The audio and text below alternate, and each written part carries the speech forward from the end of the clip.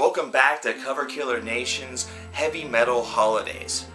Here we have another couple of bands for you to check out from heavy metal's history, so you might have something brand new to listen to during this holiday season, whichever it is that you happen to celebrate. So without further ado, let's get straight into it. On with the bands.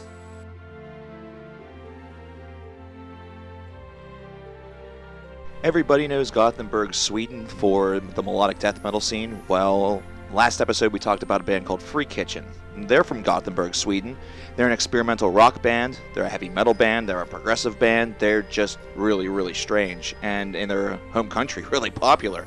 In fact, their guitarist was considered to be one of the best that the country has to offer, and it definitely shows. He has a unique playing style and is extremely creative.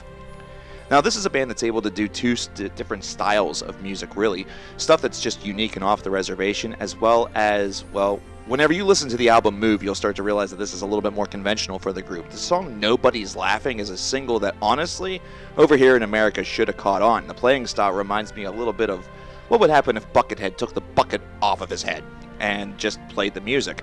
Reminds me a little bit of also the stuff that you heard on Chinese Democracy. You know, the good songs, like the one good song that was on Chinese Democracy.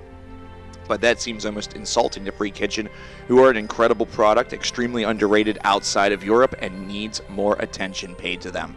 Pay them that attention today.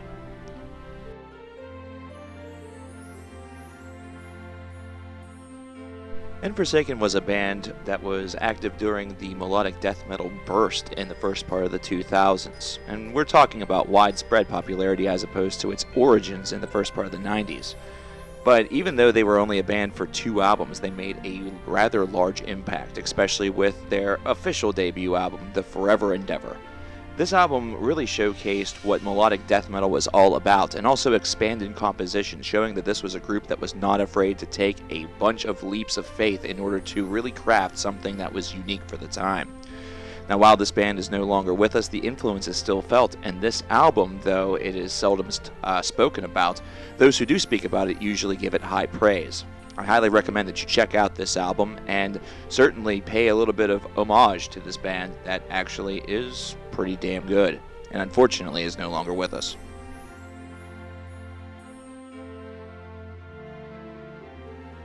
Okay, almost all of us on this channel know of this band, so why even recommend a band that we all already know? It's because, unlike before, where I'm giving you these groups, I actually have a special message for this one. Now, if you're a brand new subscriber or something, or the name Agalok doesn't ring a bell, then check them out immediately. That's all that I can say. You're still getting 3 bands out of this. But for those of you who already know the band, which I know that there are a ton of you, I get messages all the time thanking me for exposing you to the group for the first time.